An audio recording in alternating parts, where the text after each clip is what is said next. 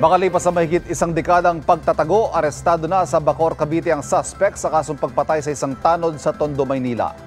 Yan ang unang balita ni Darlene Kai.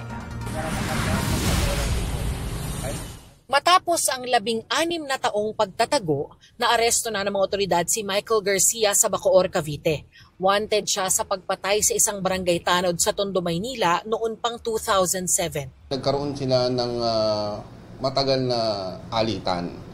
May mga panahon daw na siya yung napalo sa ulo ng biktima.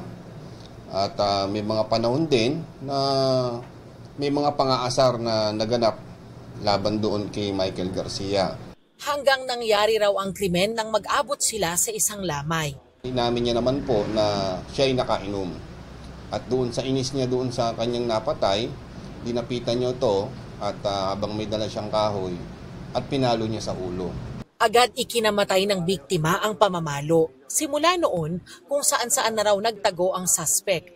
Nakapagtrabaho pa raw siya sa ibang bansa 1 taon bago lumabas ang warrant of arrest. Nakakuha kami ng information from the relative of his victim na doon nga daw po nagtatago si Michael Garcia. Aminado ang suspect sa nagawang krimen. Hindi raw niya alam na may warrant of arrest siya. Siguro sa bugso na lang po nung galit ko, sir, kasi minsan po kasi nabubuli niya ako eh. Kasi hindi ko naman intention na mangyari yun. Intention ko lang napaluin siya, pero hindi ko alam na gano'n mangyayari na. Sa isang palo, mapapatay ko siya na gano'n po. Kaya po, lubos po ako humingi ng tawad po sa mga kamag-anak po. Kasong murder ang haharapin ng suspect. Ito ang unang balita sa Maynila. Darlene Kai para sa GMA Integrated News.